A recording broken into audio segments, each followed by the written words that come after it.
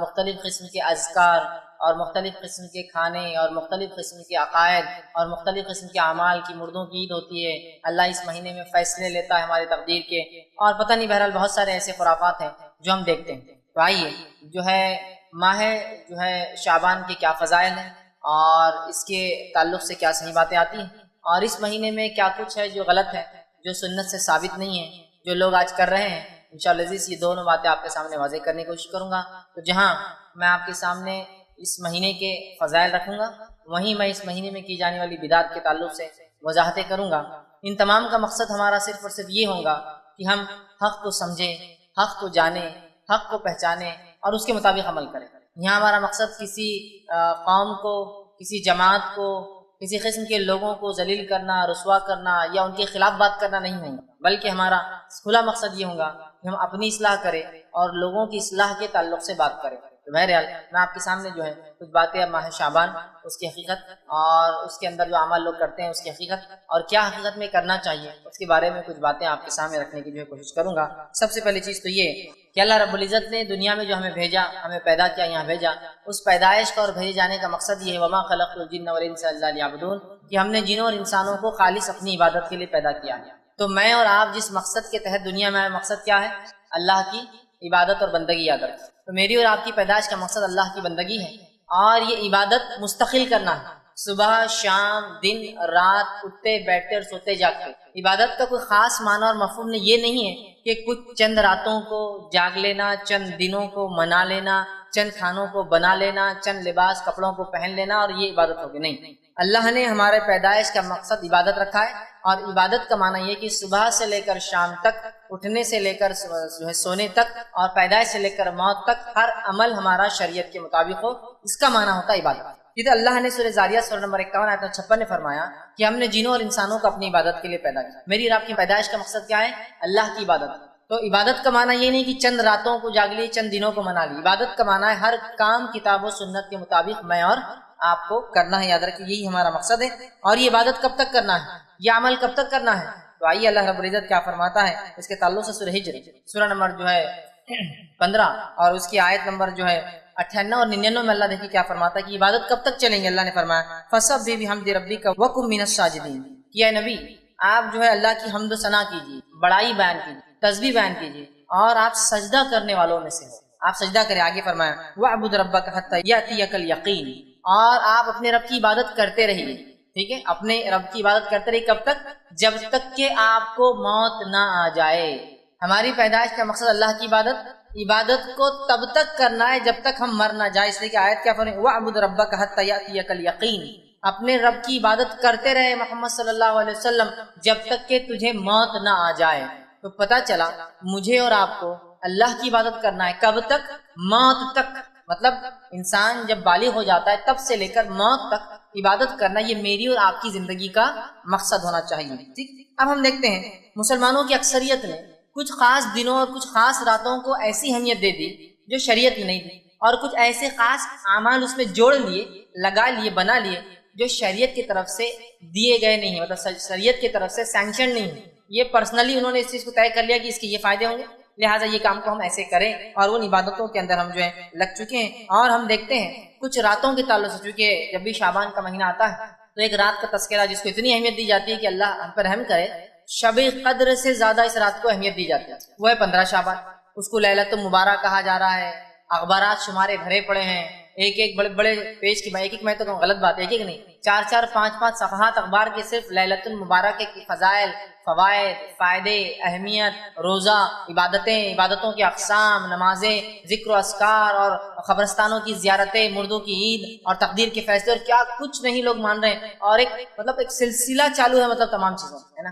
حالانکہ نبی اکرم صلی اللہ علیہ وسلم صحیح مسلم کی روایت میں کیا فرماتے ہیں، سنی حدیث کا الفاظ اس طرح سے ہے کہ کسی خاص دن اور رات کو عبادت کے لیے خاص کرنا یہ درست نہیں ہے جب تک کہ شریعت نہ بتا۔ عبادت تو ایک ایسا مستقل عمل ہے جو صبح شام کرنا ہے، دن اور رات اور موت تک کرنا ہے، لیکن ہم نے خاص کر لیا۔ آپ فرماتے صحیح مسلم کی روایت ہے کہ راتوں میں صرف جمعے کی رات کو قیام نہ کیا کرو، اور پھر فرمایا اور جمعے کے دن خاص روزہ نہ رکھا کرو، اس لیے کہ آپ نے فرمایا ہاں اگر جمعے کے دن تمہارے ان دنوں میں سے آ جائے جن میں تم عام طور سے روزہ رکھتے ہو تو الگ بات ہے، لیکن خاص طور سے جمعے کا قیام، مطلب جمعے کی رات کو نمازیں پڑھنا اور خاص طور سے جمعے کا روزہ رکھنا یہ منع ہے۔ کیوں منع کیا اللہ کے رسول صلی اللہ علیہ وسلم خاص جمعے کا روزہ رکھنا اور قیام کرنا؟ اس لیے کہ دنوں کا سردار کون ہے؟ جمعہ. دنوں میں سب سے افضل دن کون ہے؟ جمعہ. اس لیے کہ اللہ نے جمعے کو چن لیا. ٹھیک ہے، تو جو سب سے افضل دن ہے اور جو سب سے افضل رات، ظاہر سی بات ہے پھر کون سی ہوں گی ہفتے کے اندر؟ وہ جمعے کی ہوں گی. اگر ہفتے کا سب سے افضل دن جمعہ ہے تو ظاہر سی بات ہے سب سے افضل رات اور دن جمعے کا ہوں گا. یہ تو سردار ہے دنوں کا. اس لیے کہ اللہ نے دنیا اسی دن بنائی، آدم اسی دن پیدا ہوئے، ان کی توبہ اسی دن قبول ہوئی ہے نا، اور قیامت بھی اسی دن آنے والی ہے. صحیح مسلم کی روایت ہے یہ. تو جمعہ ایک افضل دن ہے، اس کی رات سب سے افضل ہے ہفتے کے اندر. لیکن اس رات کو اور اس دن کو کہیں مسلمان خاص عبادت کے لیے نہ کر لے. اس لیے آپ ٹوک رہے ہیں، تاکید کرے کہ دیکھو جمعے کے دن خاص، جمعے کی رات اور دن عبادت نہ کرنا. خاص عبادت مطلب رات میں کہیں تم خیام نہ کرو کہ اب جمعہ ہے، سب سے افضل دن شروع ہونے والا کل، لہٰذا آج عبادت کرو. یا پھر تم خاص طور سے یہ نہ کرو کہ جمعے کے دن روزہ رکھا کرو اس لیے کہ ہفتے کا سب سے افضل دن. تو گویا یہ حدیث میں اگر کسی دن میں عبادت کی اور رات میں عبادت کی دی جا سکتی تھی خاص کرنے کی، تو وہ کون سا دن ہوتا؟ جمعے کا ہوتا. تو اللہ کے رسول نے جڑی کاٹ دی خاص عبادت کہ کسی خاص دن اور رات کرنا. کہا جمعے کو عبادت نہ کرو خاص. ہاں یہ الگ بات ہے کہ تم روزے رکھتے ہو، عام روزے یا ایام بیج، جو چاند کی بیچ کی تاریخ 12، 13 اور 14 کا روزہ ہوتا ہے، اور ان روزوں کے بیچ میں جمعہ بھی آ جائے، سمجھ رہے آپ، تو پھر تو آپ جمعہ کا رکھ سکتے ہیں. لیکن خاص طور سے کسی رات کی عبادت اور کسی دن کے روزے سے آپ نے روکا. یہ بات میں اس لیے واضح کر رہا ہوں کہ اس مہینے کے اندر خاص طور سے ایک رات کی عبادت کو بنایا جاتا ہے جس کی عبادت کی اہمیت بتائی نہیں گئی ہے، جس کو کرنے کا حکم نہیں دیا گیا ہے، اور جس کو سب سے افضل جماعت صحابہ نے نہیں کیا.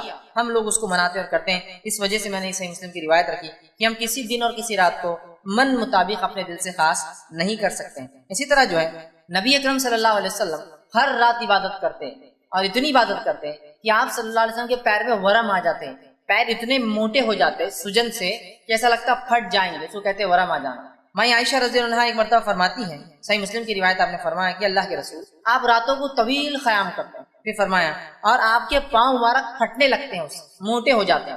تو آپ جو ہے حالانکہ آپ کو اللہ نے بخش دیا، آپ کے اگلے پچھلے گناہ معاف ہے، پھر کیوں اتنی آپ مشقت کرتے ہیں، پھر کیوں اتنی آپ عبادت کرتے ہیں؟ تو آپ صلی اللہ علیہ وسلم نے کہا، اے عائشہ کیا میں جو اللہ کا شکر گزار بندہ نہ بنوں؟ کہ عائشہ یہ بات تو ٹھیک ہے کہ میرے گناہ اللہ نے معاف کر دیے، اگلے پچھلے سب معاف ہے، لیکن کیا میں اللہ کا شکر گزار بندہ نہ بنوں؟ تو نبی اکرم صلی اللہ علیہ وسلم اللہ کے شکر میں اتنی عبادت کرتے اور ہر رات کرتے، خاص نہیں ہر رات کرتے. تو ظاہر سی بات ہے 15 کو بھی کرتے ہوں گے، ہر رات کرتے تھے آپ، لیکن خاص نہیں کیا آپ نے، یاد رکھیں. تو ہر رات کرتے، اتنی کرتے کہ آپ کے پیروں پر جو ہے سجن آ جاتی، یاد رکھیں، موٹے ہو جاتے. اسی طرح کی ایک روایت صحیح مسلم اور بخاری دونوں میں آتی، متفق علیہ. ایک بار ایک صحابی نے اللہ کے رسول صلی اللہ علیہ وسلم سوال کیا، اللہ کے رسول آپ راتوں کو اتنی عبادت کیوں کرتے ہیں کہ ورم سے آپ کے پیر سوکھ جاتے ہیں، حالانکہ اللہ نے آپ کے پچھلے اور اگلے گناہ معاف کر دیے ہیں؟ تب اللہ کے رسول صلی اللہ علیہ وسلم نے ان کو بھی یہ کہا، افلا اکون عبدا شکورا، کیا میں اللہ کا شکر گزار بندہ نہ بنوں؟ اس لیے میں جو ہے راتوں کی عبادت کرتا ہوں. لیکن اللہ کے رسول عام طور سے راتوں کو جاگتے ہیں اور عام طور سے عبادت کرتے ہیں. خاص طور سے کسی رات کو آپ نے فضیلت نہیں بتائی ہے سوائے اس کے جو ثابت ہو، اور وہ صرف رات کی اگر عبادت کی کوئی فضیلت ہے تو وہ کون سی رات ہے؟ شب قدر کی رات ہے، اس کے علاوہ نہیں. اب اسی طرح ہم دیکھتے ہیں آپ صلی اللہ علیہ وسلم ہمیشہ کا معمول عبادت کا تھا، آپ نمازیں قائم کرتے تھے. ٹھیک اسی طرح جو ہے نبی اکرم صلی اللہ علیہ وسلم کے تعلق سے جو ماہ شعبان کی فضیلت آتی ہے، جو فضائل آپ نے شعبان کے بتایا ہے، وہ فضائل کیا ہے میں آپ کے سامنے رکھ دیتا ہوں. اب ان فضائل کو سن کر آپ کو پتہ چل جائیں گے کیا اس مہینے میں کرنا ہے، باقی تمام چیزیں آپ سمجھ لیے ہو جائیں گے. آئیے اس کے فضائل میں آپ نے کیا فرمایا اور کیا کہا، اس تعلق سے جو حدیثیں آتی ہیں وہ یاد رکھیں. صرف 2 ہی ایسی روایتیں ہیں جس میں اللہ کے رسول صلی اللہ علیہ وسلم اس کی فضائل بتائیں. پہلی متفق علیہ روایت، صحیح بخاری اور صحیح مسلم کی روایت ہے. آپ صلی اللہ علیہ وسلم فرماتے ہیں، عائشہ رضی اللہ عنہا فرماتی ہے کہ رسول اکرم صلی اللہ علیہ وسلم اس مہینے اتنے روزے رکھتے کہ اس کو چھوڑتے نہیں. مطلب اللہ کے رسول، حدیث کے الفاظ یوں ہیں، رسول اللہ صلی اللہ علیہ وسلم روزے رکھتے تھے یہاں تک کہ ہم کہتے تھے کہ آپ روزے نہیں چھوڑتے، پھر روزے چھوڑ دیتے تھے یہاں تک کہ ہم جو ہے سمجھتے تھے کہ آپ روزے نہیں رکھیں گے. اور میں نے رسول اکرم صلی اللہ علیہ وسلم کو کبھی بھی کسی مہینے میں مکمل مہینے کے روزے رکھتے ہوئے نہیں دیکھے سوا رمضان مبارک کے، اور اللہ کے رسول صلی اللہ علیہ وسلم کو شعبان سے زیادہ کسی مہینے کے روزے رکھتے ہوئے نہیں دیکھا گیا. تو پتہ چلا نبی اکرم صلی اللہ علیہ وسلم شعبان کا پورا مہینہ روزہ رکھتے تھے، اور اس کے علاوہ رمضان کا رکھتے تھے، اور اس کے علاوہ کسی مہینے کے کمپلیٹ روزے آپ نہیں رکھتے. تو یہ شعبان کی ایک فضیلت ہے کہ نبی اکرم صلی اللہ علیہ وسلم اس مہینے میں کمپلیٹ پورا مہینہ روزہ رکھتے تھے. تو اگر کوئی شخص شعبان کو منانا چاہے، شعبان کی فضیلت کا فائدہ اٹھانا چاہے، تو اسے یہ کام کرنا چاہیے کہ جتنے ہو سکتے ہیں وہ شعبان میں روزے رکھے. لیکن تاکید یہاں یہ کروں گا کہ آپ کو اس چیز کا خیال رکھنا چاہیے کہیں ایسا نہ ہو کہ شعبان کے روزے کے چکر میں آپ رمضان خراب نہ کر دیں. مطلب آپ کو اگر کمزوری ہے، کوئی بیماری ہے، تو پھر مت رکھیے آپ شعبان کی، ورنہ کیا ہوگا، آپ شعبان تو رکھ لیں گے، رمضان خراب ہو جائیں گے. اس لیے ٹھیک. لیکن اللہ کے رسول صلی اللہ علیہ وسلم اگر کسی مہینے کے مکمل روزے رکھتے بعد رمضان کے، تو وہ کون سا مہینہ ہوتا ہے؟ شعبان کا مہینہ ہوتا ہے. شعبان کے مہینے کے روزے آپ کمپلیٹ رکھتے ہیں، یہ کس کی فضیلت. اسی طرح آپ صلی اللہ علیہ وسلم کے تعلق سے آتا ہے، ابو داؤد کی روایت ہے، حضرت عائشہ رضی اللہ عنہ فرماتی اور کہتی تھی رسول اکرم صلی اللہ علیہ وسلم کو روزوں کے لیے سب سے محبوب مہینہ شعبان تھا، پھر آپ صلی اللہ علیہ وسلم اس کے بعد رمضان کے روزے رکھتے تھے. تو آپ صلی اللہ علیہ وسلم شعبان کا پورا مہینہ روزہ رکھتے تھے، کمپلیٹ منتھ یاد رکھتے. ہم بھی کوشش کر سکتے ہیں جتنا ہو سکے آپ اس میں رکھیں. اب شعبان کے یہ روزے اللہ کے رسول صلی اللہ علیہ وسلم جو رکھتے تھے، ٹھیک، اس کے بارے میں جو ہے اور ایک روایت آتی ہے جو جامع ترمذی کی آپ نے فرمایا کہا، جو ہے راوی کہتے ہیں کہ میں نے نبی اکرم صلی اللہ علیہ وسلم شعبان سے زیادہ کسی مہینے کے روزے رکھتے ہوئے نہیں دیکھا. آپ اس میں روزے رکھتے تھے سوا چند ایام کے، بلکہ آپ پورے مہینے کے ہی روزے رکھتے تھے. اور ام سلمہ رضی اللہ عنہا فرماتی ہے، یہ جو ہے روایت کے الفاظ ایسے ہیں، آپ نے فرمایا میں نے نبی اکرم صلی اللہ علیہ وسلم کو مسلسل روزے رکھتے ہوئے نہیں دیکھا سوائے شعبان اور رمضان. تو ایک فضیلت تو شعبان کی کیا ہے، آپ اور ہم کوشش کریں اس میں جتنے ہو سکتے ہیں زیادہ سے زیادہ روزے رکھیں. اب شعبان میں اللہ کے رسول کیوں زیادہ روزے رکھتے تھے، اس کی وجہ کیا ہے؟ وہ وجہ حدیث میں اس طرح سے آتی ہے کہ اسامہ بن زید رضی اللہ عنہ فرماتے ہیں کہ رسول اکرم صلی اللہ علیہ وسلم نے سوال کیا کہ اللہ کے رسول، آپ کو کسی مہینے میں اتنے روزے رکھتے ہوئے نہیں دیکھا گیا جتنے روزے آپ شعبان میں رکھتے، کیوں؟ صحابی نے سوال کیا اللہ کے رسول، آپ کو جتنے روزے شعبان میں رکھتے ہوئے دیکھا گیا اتنے روزے تو آپ کبھی نہیں رکھتے شعبان کے علاوہ، ایسا کیوں؟ تو آپ صلی اللہ علیہ وسلم نے فرمایا کہا، اور یہ بڑی اہم بات یاد رکھیے، اگر کوئی شعبان کے روزے رکھ بھی رہا ہے تو اس نیت سے رکھے کہ سنت ہے. اور یہ فائدہ ہے، آپ نے فرمایا یہ مہینہ وہ مہینہ ہے جس میں لوگ رجب اور رمضان کے درمیان روزوں سے غافل ہو جاتے ہیں. رجب اور رمضان کے بیچ میں مہینہ آتا ہے تو لوگ اس میں غافل ہو جاتے ہیں. اور آپ نے فرمایا اور کہا جو ہے غافل ہو جاتے ہیں، اور آپ نے آگے فرمایا کہا غافل ہو جاتے ہیں، حالانکہ اس میں اعمال رب العالمین کی طرف اٹھائے جاتے ہیں، اور یہ میں پسند کرتا ہوں کہ جب میرے اعمال اٹھائے جائے تو میں روزے سے رہوں. تو اس حدیث میں ایک بات آئی ہے، وہ بات کیا ہے کہ جو ہے شعبان وہ مہینہ ہے جس مہینے میں ہمارے سال بھر کے اعمال اٹھائے جاتے ہیں. جس کو اگر میں وضاحت کروں تو یوں ہے، ہر روز میں ہمارے اعمال 2 بار اللہ کو پہنچائے جاتے ہیں، عصر اور فجر میں. اس لیے آپ نے فرمایا عصر اور فجر کی نماز مت چھوڑو، اس لیے کہ 2 وقت ایسے ہیں جب اعمال اللہ کے پاس پیش کیے جاتے ہیں اور میں عبادت میں رہوں. ہر ہفتے میں 2 بار ہمارے اعمال پیش کیے جاتے ہیں، وہ ہے جو ہے جمعرات اور پیر کے دن. ٹھیک، اسی طرح ہر سال میں ہمارے اعمال 1 بار اللہ کو پیش کیے جاتے ہیں، اور وہ مہینہ ہے جو ہے شعبان. شعبان میں اللہ کے پاس جو ہے ہمارے جو اعمال سالانہ پیش کیے جاتے ہیں، پیر اور جمعرات کو ہفتے واری پیش کیے جاتے ہیں، اور ہر روز میں جو عصر اور فجر میں پیش، مطلب فرشتوں کی شفٹ چینج ہوتی ہے اور نام اعمال پیش کیے جاتے ہیں. تو کیا فائدے اور کیا فضائل ہے اس روزے کے کہ یہ مہینے کے اندر ہمارے اعمال اللہ کو پیش کیے جاتے ہیں. کیسے، کیوں، کیا کہ اللہ غافل ہے ہمارے اعمال سے؟ نہیں، اللہ سب جانتا ہے. پھر بھی اللہ نے فرشتوں کو تعینات کر رکھا ہے تاکہ فرشتے بھی گواہ ہو جائیں گے ہم پر کہ ہم نے دنیا میں کیا اعمال کیے. ٹھیک ہے، تو ہر سال ہمارے اعمال جو پیش کیا جاتا ہے، آپ نے فرمایا میں یہی چاہتا ہوں کہ جب میرے اعمال بھی پیش کیے جائے نا تو میں جو ہے وہ روزے کی حالت میں رہوں، اس لیے کہ اللہ راضی ہوتا ہے نا عبادت سے. ٹھیک ہے، تو پہلا کام اس مہینے کی فضائل کیا ہے؟ روزے رکھیے. مقصد اور اس کے جو تعلق سے جو بات آتی ہے وہ کیا ہے، کیا ہوتا ہے اس مہینے کے کیے گئے عمل اللہ کے پاس جو ہے ہمارے اعمال پیش کیے جاتے ہیں. اور آپ نے فرمایا میں چاہتا ہوں کہ جب میرے اعمال جائے تو میں اللہ کے پاس جو ہے روزے کی حالت میں رہوں. اور یاد رکھیں، لیکن یہ مہینہ حرمت والے مہینوں میں سے نہیں ہے. اعمال پیش کیے جاتے ہیں الگ بات ہے، لیکن یہ مہینہ حرمت والے مہینوں میں سے نہیں ہے. آئیے یہ اس کے فضائل، اتنے ہی فضائل رکھے جا سکتے ہیں اس مہینے کے تعلق سے کہ روزے رکھیے، کثرت سے رکھیے، پورے مہینے کی رکھیے، اور اللہ سے امید کیجیے کہ جب ہمیں نام عمل پیش کی جائے تو ہم روزے کی حالت میں. بس اگر ہم جو ہے شعبان کی فضیلت یہاں ختم کر دیں تو معاملہ یہاں ختم ہے. لیکن ہماری بات تھی کہ کیا غلط ہوتا ہے وہ بھی ہم کو دیکھنا. اب اس مہینے میں جو سب سے بڑی غلطی امت کرتی ہے، جو ایک بدعت کو منایا جاتا ہے، اس حد تک منایا جاتا ہے، اس حد تک تیاریاں ہوتی ہے کہ ایسی تیاریاں شب قدر کی بھی نظر نہیں آتی، وہ ہے شب برات کو منانا. ایک رات جس کا نام شب برات رکھ دیا گیا، نفرت والی رات، نفرت کے اظہار کرنے والی رات. پتہ نہیں نام ایسا کیوں چنا.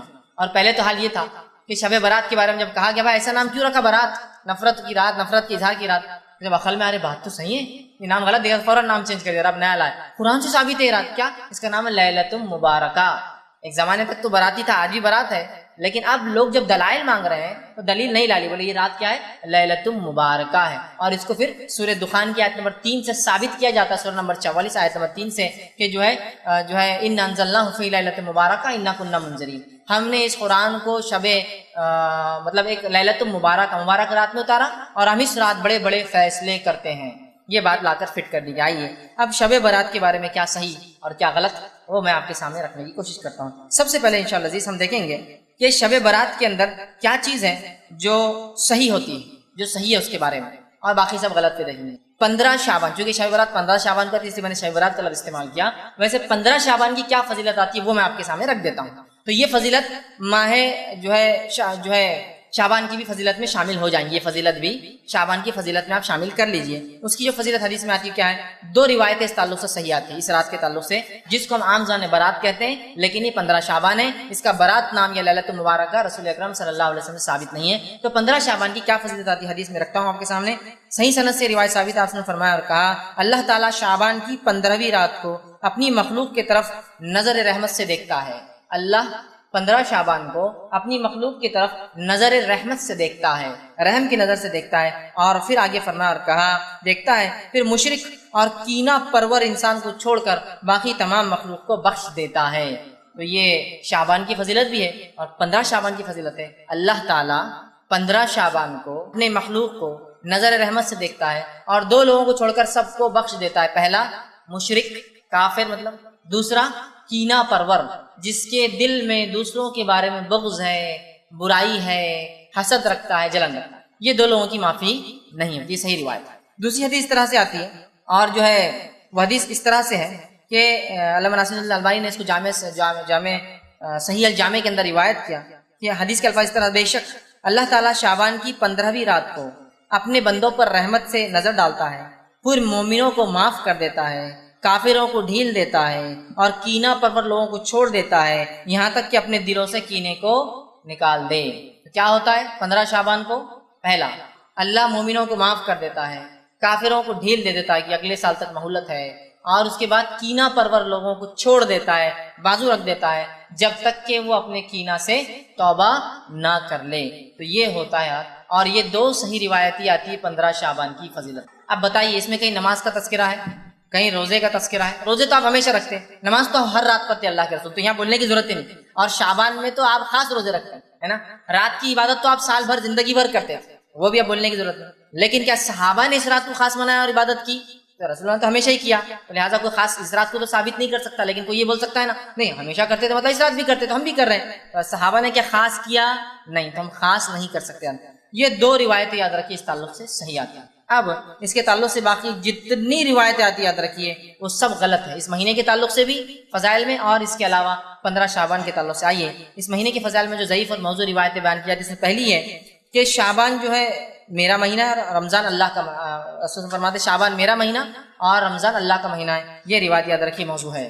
اس کے فضائل میں جو بیان کیا تھا یہ مہینہ اللہ کے رسول کا ہے، موضوع روایت۔ دوسری روایت جو اس مہینے کے تعلق سے بیان کی جاتی ہے وہ روایت اس طرح سے ہے، جس کو یوں بیان کیا جاتا ہے کہ رسول اللہ صلی اللہ علیہ وسلم، حدیث کے الفاظ اس طرح سے، میں عائشہ کے تعلق سے فرمایا تھا، عائشہ نے فرمایا کہ اللہ کے رسول صلی اللہ علیہ وسلم ان کے پاس آئے اور اچانک وہاں سے نکل کر چلے گئے۔ حضرت عائشہ پیچھے پیچھے مطلب اللہ کے رسول ایک مرتبہ حضرت عائشہ کے پاس آئے، سوئے اور اچانک اٹھ کر چلے گئے۔ میں عائشہ وہ روایت کے الفاظ ایسے جو کہ یاد رکھی ضعیف ہے، ٹھیک ہے، اور یہ روایت جو ہے ابن ماجہ کی ہے۔ اللہ کے رسول رات اٹھے اور چلے گئے، میں عائشہ خاموش ان کے پیچھے دوڑتی دوڑتی گئی اور دیکھتی ہے کہ آپ بقیع میں گئے۔ بقیع میں جانے کے بعد آپ نے جو ہے ان کے لیے دعا کی، اور جو ہے دعا کرنے کے بعد گھر واپس آئے۔ میں عائشہ رضی اللہ عنہا جو پیچھے پیچھے گئی تھی، اللہ کے رسول نے دیکھ لیا، آ کر پوچھا کہ عائشہ تمہیں ایسا اندیشہ تھا کہ اللہ اور اس کا رسول تم پر ظلم کریں گے، مطلب ایسی کوئی بات ہے جو تم کو نہیں بتائیں گے اور خاموشی سے عبادت کر لیں گے؟ تو انہوں نے کہا اللہ کے رسول صلی اللہ علیہ وسلم مجھے یہ شک ہوا کہ آپ شاید اپنی دوسری بیویوں کے پاس گئے ہیں، لہٰذا میں پیچھے پیچھے آئی۔ تب اللہ کے رسول ان سے کہا، لیکن یہ روایت ضعیف ہے، فرمایا، اور الفاظ یوں ہیں اس طرح سے، بے شک اللہ تبارک و تعالیٰ شعبان کی 15ویں رات کو آسمان دنیا پہ اترتا ہے، پھر اتنے لوگوں کی مغفرت کر دیتا ہے جتنے بنو کل کی بکریوں کے بال ہے۔ یہ روایت یاد رکھیے، لیکن صحیح نہیں ہے، ضعیف ہے، کہ اللہ کے رسول آئے ہیں، عائشہ سو رہی تھی، اٹھ کر گئے، وہ پیچھے گئی، آپ بقیع میں گئے، جنت البقیع جو قبرستان ہے، بقیع غرقد قبرستان ہے، آپ نے دعا کی، پھر اللہ کے رسول پلٹے تو بھاگ کر آئی، آ کر سو گئی۔ اللہ کے رسول سے پوچھا کیا تم مجھ پر شک کرتی ہو؟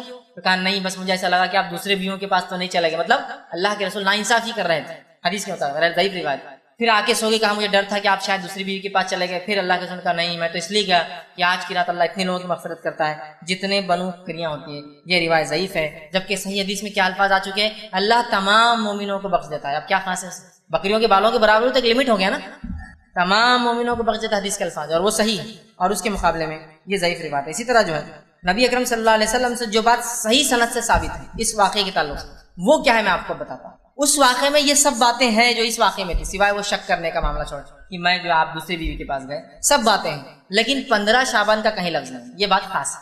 بہت سے لوگ بولتے دیکھو آپ نے اس حدیث کو صحیح بولانا، صحیح مسلم میں روایت آتی ہے 15 شعبان خاص نہیں ہے. اس میں کیا الفاظ ہے آئیے میں آپ کو سناتا ہوں.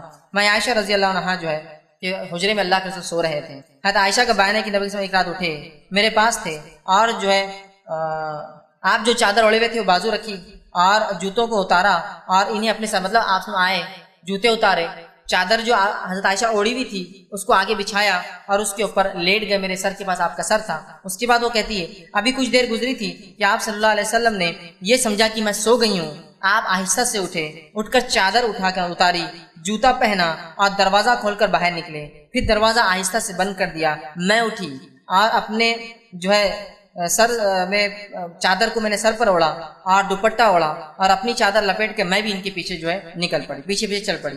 آپ صلی اللہ علیہ وسلم بقی پہنچے. بقی میں کافی دیر تک کھڑے رہے. وہاں اپنے 2 سے 3 مرتبہ ہاتھوں کو آسمان کی طرف بلند کیا. وہاں آپ کچھ دعائیں کر رہے تھے. اس کے بعد اللہ کے رسول دعا کر کے پلٹے. پھر میں بھی پلٹی. اللہ کے رسول تھوڑا تیز چلے تو میں بھی تیز بھاگی کہ جلدی پہنچوں. آپ ہلو ہوتے ہیں تو میں بھی ہلو ہوتی اور میں گھر میں آئی اور آ کر جلدی سے بستر پر سو گئی. چونکہ اللہ کے رسول کافی تیز چل رہے تھے، میں بھی تیز آئی تو میری سانس پھول رہی تھی، سینہ اوپر نیچے ہو رہا. پھر وہ کہتی ہے آپ صلی اللہ علیہ وسلم میری طرف دیکھا، فرمایا عائشہ تمہیں کیا ہوا ہے، تمہاری سانس کیوں پھول رہی ہے؟ تو فرمایا میں نے کہا کچھ نہیں، کوئی بات نہیں، ویسی سانس پھول رہی میری.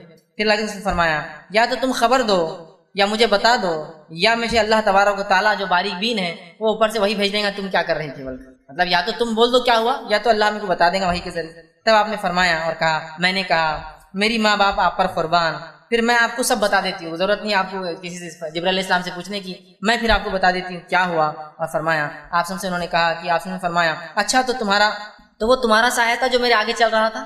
ویسے فرمایا کہ آپ سے تیز چل رہے تھے تو ایک سایہ تھا جو آگے چل رہا تھا، لیکن آپ کو نہیں پتا کون تھا وہ. تو کہا اچھا تو کیا وہ تمہارا، مطلب آپ سے پورا بھاگ گئے کیا ہوا، وہ سانس جو چل رہی تھی چلنے کی وجہ سے. اچھا تو کیا وہ تمہارا سایہ تھا جو میرے آگے چل رہا تھا؟ تمہاری عائشہ نے کہا جی ہاں وہ میرا سایہ تھا جو آپ کے آگے چل رہا تھا. پھر آپ سے فرمایا اور میرے سینے پر اپنی ہتھیلی سے اس طرح سے مارا کہ مجھے تھوڑی سی تکلیف ہوئی. مارا تھوڑی تکلیف کی مطلب تم باہر نکلی تھی اور اس طرح سے مجھے سینے پر مارا جس کی تکلیف مجھے تھوڑی سی محسوس ہوئی. اس کے بعد آپ صلی اللہ علیہ وسلم فرمایا اور کہا تمہارا خیال کیا تھا کہ اللہ اور اس کے رسول تم پر ظلم کریں گے؟ تمہارا کیا خیال تھا کہ میں اور اللہ اور اس کے رسول تم پر ظلم کریں گے؟ میں نے دل میں کہا لوگ چاہتے ہیں چاہے چھپائیں، اللہ تعالیٰ تو جان لینے والا ہے. ہاں واقعتاً اللہ تعالیٰ سب کچھ جانتا ہے. مطلب حضرت عائشہ دل میں سوچنے لگی کہ چھپا کیا فائدہ کیا، اللہ تو جانتا ہے. ان کے دل میں ایک وہ تھا کہ کہاں جا رہے ہیں، ایک تھوڑا سا وہ تھا. پھر آپ نے فرمایا اور کہا، حدیث کے الفاظ صحیح مسلم کی روایت ہے جو پڑھ رہا ہوں یہ صحیح ہے. آپ نے فرمایا اور کہا جب تم نے دیکھا تو اس وقت میرے پاس جبرائیل علیہ السلام آئے. اب سنو کیا ہوا.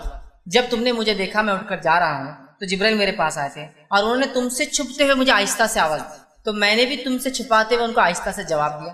لیکن جبرائیل ہمارے کمرے میں داخل نہیں ہو سکتے تھے اس لیے کہ تم نے پورے کپڑے پہنے ہوئے نہیں تھے، لہٰذا وہ باہر رکے ہوئے تھے اور وہ مجھے آہستہ سے کلام کر رہے تھے. میں آہستہ سے جواب دے رہا تھا اور جو ہے انہوں نے مجھے جگایا اور مجھے جو ہے خوف تھا کیونکہ مجھے ایسا لگا تم سو رہی ہو تو مجھے خوف تھا کہ تم نیند سے اٹھ نہ جاؤ، اس لیے میں نے تمہیں نہیں جگایا اور خاموشی چلا گیا. اور میں نے خاموشی سے اس لیے گیا کہ تم اکیلے رہنے سے ڈرتی ہو مجھے پتا ہے رات میں، لہٰذا میں نے چپکے سے دروازہ بند کیا کہیں تم اٹھ نہ جاؤ. مطلب اللہ کے رسول سمجھ جاتا ہے کہ وہ سو رہی ہے لیکن وہ سو نہیں رہتی. حدیث سے بھی پتہ چلا اللہ کے رسول صلی اللہ علیہ وسلم غائب کا علم نہیں تھا، ورنہ آپ کو پتہ چل جاتا تھا کہ عائشہ سو رہی ہے نہیں سو رہی ہے، پیچھے کون تھا آگے کون تھا. بہرحال تو مجھے لگا اور تم ڈرتی ہو اس لیے میں نے سوچا کہ تم خوف میں مبتلا نہ ہو جاؤ، خاموشی چلا گیا.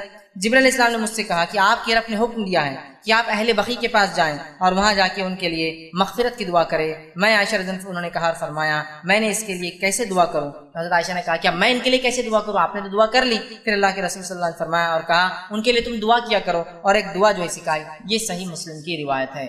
اس حدیث میں جو صحیح ہے نہ کوئی تذکرہ ہے کہ وہ جو ہے مہینہ کون سا تھا اور نہ ہی تذکرہ ہے کہ 15 شعبان کی فضیلت میں آپ نے یہ بیان کیا. یہ صحیح روایت. پہلے جو روایت تھی ترمذی ابن ماجہ کی وہ ضعیف روایت تھی جس سے 15 شعبان کا تذکرہ ہے، جبکہ صحیح روایت صحیح مسلم کی ہے جس کے اندر کوئی شعبان کا تذکرہ اور کوئی 15 شعبان کا تذکرہ نہیں ہے، یاد رکھ لیجیے، ٹھیک ہے؟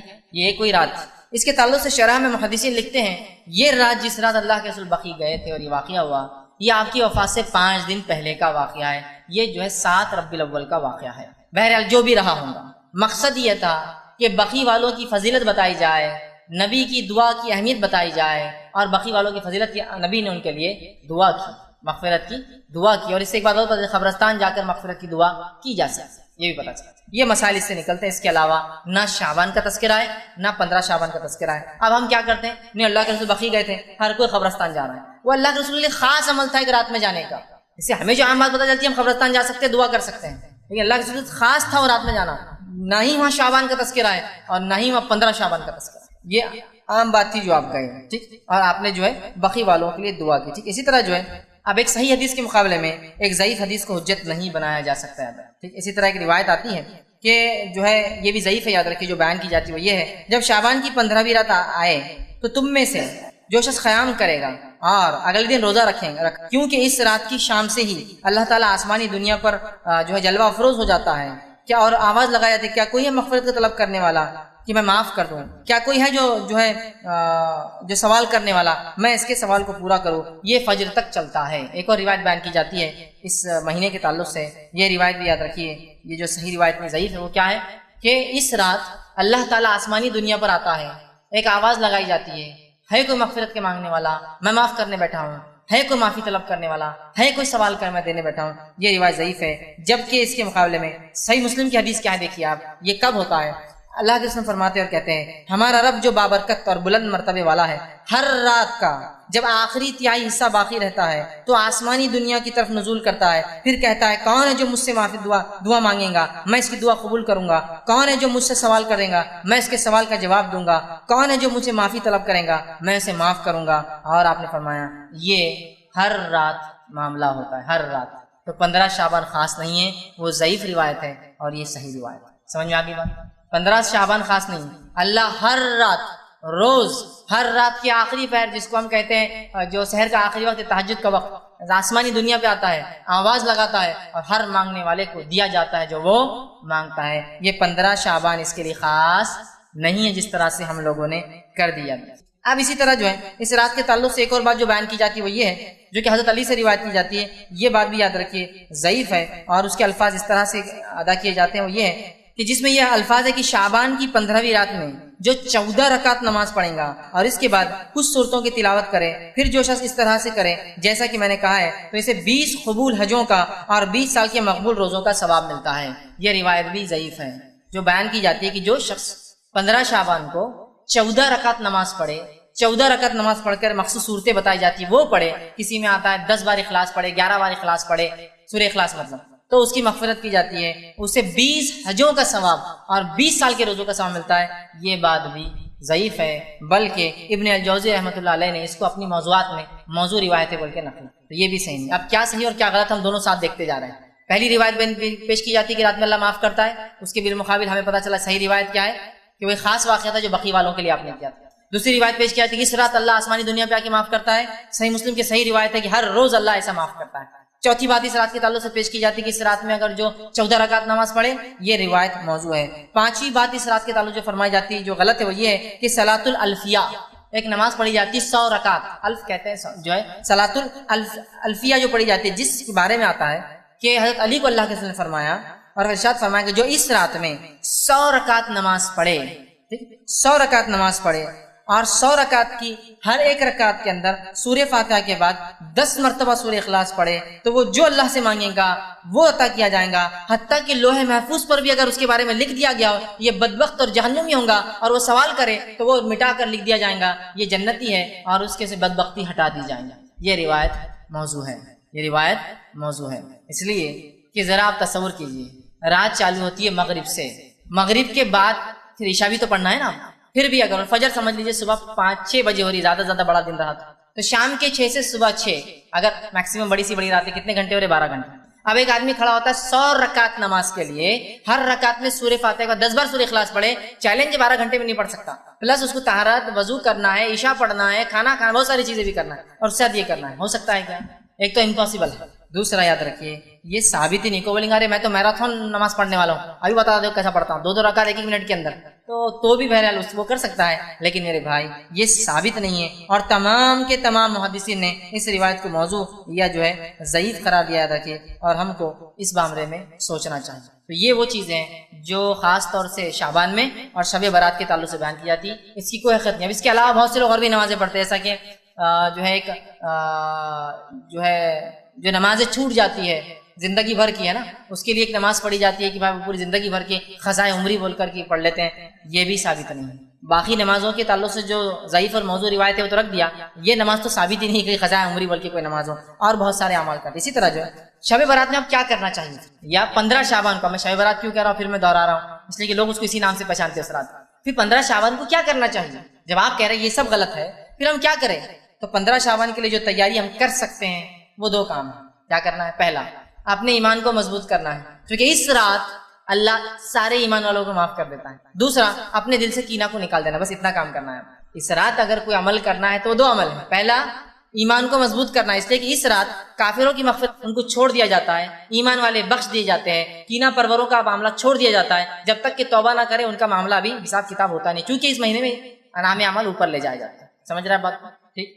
تو اس مہینے میں کیا کرنا ہے اگر آپ کو اور مجھے کرنا ہے تو پہلا کام ایمان کو مضبوط کرنا ہے، شرک اور کفر بدعتوں سے پاک کرنا، اور دوسرا اگر دل میں کینہ ہو تو 15 شعبان سے پہلے اس کینے کو اپنے دل سے نکال دینا ہے۔ بس یہ 2 کام مجھے اور آپ کو کرنا ہے۔ اس کے علاوہ کوئی عبادت 15 شعبان کو خاص ثابت نہیں ہے۔ اب کوئی سوال کر سکتا ہے کہ شب برات میں پھر عبادت کیوں نہیں کرنا چاہیے جبکہ اس رات کی فضیلت ثابت ہے؟ بھائی عبادت کیوں نہ کرے؟ فضیلت تو ثابت ہے نا۔ ہاں، جب فضیلت ثابت ہے تو پھر عبادت بھی کریں گے، جیسا ہمارا معاملہ ہوتا ہے ہر بار کہ بس کسی چیز کی فضیلت معلوم ہوئی کہ بس شروع اس کے پیچھے کچھ نہ کچھ کرنا ہے نا۔ مکہ چلے گئے، فضیلت معلوم، کھود کر لا رہے ہیں، توڑ کر لا رہے ہیں، چپکا کے لا رہے ہیں، گھس کر لا رہے ہیں۔ مدینہ میں ثابت ہوئی کوئی فضیلت، لوٹ رہے ہیں ہے نا، کیا کیا کر رہے ہیں، چپکا رہے ہیں، کھا رہے ہیں، پی رہے ہیں، فضیلت معلوم ہوئی کہ ہم لوگوں کو بس لگتا ہے فضیلت مطلب اس کو کچھ تو بھی کھانا ہے، لوٹنا ہے، بابرکت ہے، وہ کرتے ہیں۔ بہت سے لوگ سوال کرتے ہیں فضیلت ہے تو کیوں نہیں اس کو منایا جائے؟ بہت اچھا سوال، جبکہ اللہ کے رسول تو یہ رات میں بھی عبادت کرتے تھے نا، ہمیشہ کرتے، تو یہ رات میں بھی کرتے ہوں گے۔ آپ پورے شعبان روزے رکھتے تو 15 کو رکھتے ہوں گے نا؟ ہاں، شعبان میں آپ روزے پورے رکھتے، 15 کو بھی رکھتے، پھر ہم کیوں نہ رکھیں؟ تو آئیے صحابہ کا معمول دیکھنا پڑے گا، کیونکہ نبی تو پورے سال نماز پڑھتا رات کی، اور شعبان میں پورے روزے رکھتے ہیں۔ صحابہ کیا کرتے؟ کسی ایک صحابی سے بھی 15 کو جاگنا اور 15 کا روزہ خاص ثابت نہیں ہے۔ کسی ایک صحابی سے بھی 15 کی عبادت، 15 کا روزہ، 15 کو جاگنا، 15 کے فضائل میں کچھ عمل کرنا ثابت نہیں ہے۔ لہٰذا ہم محتاج ہے، چونکہ نبی تو ہمیشہ عبادت کرتے، کسی ایک صحابی سے بھی اس رات کا جاگنا، اس رات کا منانا، اس رات میں کسی بھی قسم کی عبادت کرنا نبی اکرم صلی اللہ علیہ وسلم سے ثابت نہیں، یاد رکھے۔ تو لہٰذا ہم بھی یہ کام نہ کریں، یاد رکھیں۔ ٹھیک۔ اب جو ہے دوسری چیز جو بیان کی جاتی ہے اس رات کے تعلق سے وہ یہ ہے کہ شعبان کی 15ویں رات کی جو ہے فیصلوں کی رات ہے، اور یہ رات قرآن سے بھی ثابت ہے۔ جو نیا شوشہ نکلا ہے، جب پتہ چلا یہ بدعت ہے تو ایک نیا شوشہ چھوڑے کہ یہ لیلۃ المبارکہ ہے۔ میرا یہ سوال ہے، تم اتنے صدیوں سے اس کو لیلۃ المبارکہ کیوں نہیں سمجھ رہے تھے؟ آج ہی تم کو خواب آیا لیلۃ المبارکہ ہے بول کر؟ آپ دلیل کیا پیش کی جا رہی ہے سنیے۔ سورہ دخان سورہ نمبر 44 آیت نمبر 3 اور 4 پیش کی جاتی ہے، اِنَّا أَنزَلْنَاهُ فِي لَيْلَةٍ مُبَارَكَةٍ إِنَّا كُنَّا مُنذِرِينَ۔ دیکھو قرآن سے ثابت ہے شب برات۔ کیا دلیل؟ ہم نے اس قرآن کو نازل کیا اِنَّا أَنزَلْنَاهُ فِي لَيْلَةٍ مُبَارَكَةٍ، ایک مبارک رات میں، اِنَّا كُنَّا مُنذِرِينَ، اور اس رات ہم بڑے بڑے فیصلے کا منذرین فرما اتارا ہے، اور بے شک فِيهَا يُفْرَقُ كُلُّ أَمْرٍ حَكِيمٍ، اور اس رات ہم سارے بڑے فیصلے کرتے ہیں۔ اب یہ آیت لا کر پیش کی جاتی ہے۔ اب میں کیا کہوں، اس کا جواب تو خود قرآن نے دے دیا۔ یہ رات، جس رات کو مبارک رات کہا گیا ہے، یہ رات کب آتی ہے؟ اگر میں کسی ایک چھوٹے سے قرآن کے طالب علم سے سوال کروں نا، وہ دے دیں گا۔